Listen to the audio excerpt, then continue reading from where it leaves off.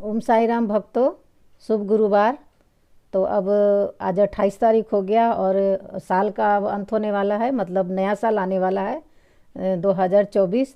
तो आप लोग के जीवन में बाबा के आशीर्वाद से हमेशा सब लोग को खुशियाँ बना रहें। बाबा सबको तरक्की दे, निरोग काया रखे और हमेशा मन प्रसन्न रखे और अच्छे कार्य करने की बाबा आप लोग को प्रेरणा देते रहें, जिससे जीवन में हमेशा आप लोग का खुशी बना रहे।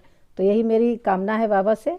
तो चलिए अब हम अध्याय शुरू करते हैं। श्री साईं चरित्र अध्याय 23 का प्रथम भाग, योग और प्याज। सामा की दर्प सर्पदंश से मुक्ति, भीसूचिका हैजा निवारणार्थ, नियमों का उल्लंघन, गुरु भक्ति की कठिन परीक्षा। प्रस्तावना। वस्तुतः मनुष्य त्रिगुण में 3 गुण अर्थात सत्व रज तम है तथा माया के प्रभाव से ही उसे भासित होने लगता है कि मैं शरीर हूँ। दैहिक बुद्धि के आवरण के कारण ही वह ऐसी धारणा बना लेता है कि मैं ही कर्ता और उपयोग करने वाला हूँ और इस प्रकार वह अपने को अनेक कष्टों में स्वयं को फंसा लेता है। फिर उसे छुटकारे का कोई मार्ग नहीं सूझता। मुक्ति का एकमात्र उपाय है गुरु की श्री चरणों में अटल प्रेम और भक्ति। सबसे महान अभिनयकर्ता भगवान साईं ने भक्तों को पूर्ण आनंद पहुंचाकर उन्हें निज स्वरूप में परिवर्तित कर लिया है। उपयुक्त कारणों से हम साईं बाबा को ईश्वर का ही अवतार मानते हैं, परंतु वे सदा यही कहा करते थे कि मैं तो ईश्वर का दास हूँ। अवतार होते हुए भी मनुष्य को किस प्रकार आचरण करना चाहिए तथा अपने वर्ण के कर्तव्यों को किस प्रकार निभाना चाहिए, इसका उदाहरण उन्होंने लोगों के समक्ष प्रस्तुत किया। जो जब जड़ और चेतन पदार्थों में ईश्वर के दर्शन करता हो उसको विनयशीलता की उपयुक्त थी। उन्होंने किसी की उपेक्षा न अनादर की नहीं किया। वे सब प्राणियों में भगवत दर्शन करते थे।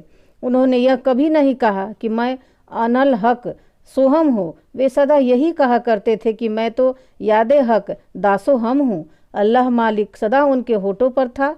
अब अन संतों से परिचित नहीं है और न हमें ज्ञात है कि वे किस प्रकार आचरण किया करते थे अथवा उनकी दिनचर्या इत्यादि क्या है। इस कृपा के बिना हमें इतना ही ज्ञात है कि वे अज्ञान और बद्ध जीवों के निर्मित स्वयं अवतीर्ण होते थे। शुभ कर्मों के परिणाम स्वरूप ही हमें संतों की कथाएं और लीलाएं श्रवण करने की इच्छा उत्पन्न होती है, अन्यथा नहीं। अब हम मुख्य कथा पर आते हैं, योग और प्याज। एक समय कोई एक योगाभ्यासी नाना साहेब चांदोरकर के साथ शिरडी आया। उसने पतंजलि योग सूत्र तथा योग शास्त्र के अन्य ग्रंथों का विशेष अध्ययन किया था, परंतु वह व्यवहारिक अनुभव से वंचित था। मन एकाग्र न हो सकने के कारण वह थोड़े समय के लिए भी समाधि न लगा सकता था। यदि साईं बाबा की कृपा प्राप्त हो जाए तो उनसे अधिक समय तक समाधि अवस्था प्राप्त करने की विधि ज्ञात हो जाएगी। इस विचार से वह शिरडी आया और जब मस्जिद में पहुंचा तो बाबा को प्याज रहित रोटी खाते देख उसे ऐसा विचार आया कि यह कच्ची प्याज रहित सूखी रोटी खाने वाला व्यक्ति मेरी कठिनाइयों को किस प्रकार हल कर सकेगा। साईं बाबा अंतर्ज्ञान से उसका विचार जानकर तुरंत नाना साहब से बोले कि ओ नाना, जिसमें प्याज हजम करने की शक्ति है उसको ही उसे खानी चाहिए, अन्य को नहीं। इस शब्दों से अत्यंत विस्मित होकर योगी ने साईं चरणों में पूर्ण आत्मसमर्पण कर दिया। शुद्ध और निष्कपट भाव से अपनी कठिनाइयां बाबा के समक्ष प्रस्तुत करके उससे उनका हल प्राप्त किया और इस प्रकार संतुष्ट और सुखी होकर बाबा के दर्शन और उदी लेकर वह शिरडी से चला गया। सामा की सर्पदंश से मुक्ति।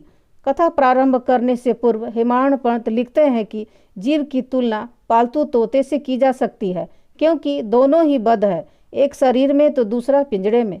दोनों ही अपनी वृद्धावस्था को श्रेयकर समझते हैं, परंतु यदि हरि कृपा से उन्हें कोई उत्तम गुरु मिल जाए और वह उनके ज्ञान चक्षु खोलकर उन्हें बंधन मुक्त कर दे तो उनकी चेतना का स्तर उच्च हो जाता है, जिसकी तुलना में पूर्व संकीर्ण स्थिति सर्वथा तुच्छ ही थी। गत अध्याय में किस प्रकार श्री मिरिरकर पर आने वाले संकट की पूर्व सूचना देकर उसे बचाया गया, इसका वर्णन किया जा चुका है। पाठक वृंद अब उसी प्रकार की एक और कथा श्रवण करें। एक बार सामा को विषधर सर्प ने उनके हाथ की उंगली में डस लिया। समस्त शरीर में विष का प्रसार हो जाने के कारण वे अत्यंत कष्ट का अनुभव करके क्रंदन करने लगे कि अब मेरा अंतकाल समीप आ गया है। उनके इष्ट मित्र उन्हें भगवान वीरभद्र के पास ले जाना चाहते थे। जहाँ इस प्रकार की समस्त पीड़ाओं की योग्य चिकित्सा होती है। परंतु सामा मस्जिद की ओर ही दौड़े आया अपने बिरोबा वीरभद्र श्री साईं बाबा के पास। जब बाबा ने उन्हें दूर से आते देखा तो वे झिड़कने और गाली देने लगे। वे क्रोधित होकर बोले, अरे ओ नादान कीर्तन बम्बन, ऊपर मत चढ़, सावधान यदि ऐसा किया तो। और फिर गर्जन करते हुए बोले, हट दूर हट, नीचे उतर। श्री साईं बाबा को इस प्रकार अत्यंत क्रोधित देख सामा उलझन में पड़ गया और निराश होकर सोचने लगा कि केवल मस्जिद ही तो मेरा घर है और साईं बाबा मात्र असहायों के आश्रयदाता हैं, और जब वे ही इस प्रकार मुझे यहाँ से भगा रहे हैं तो मैं अब किसकी शरण में जाऊँ।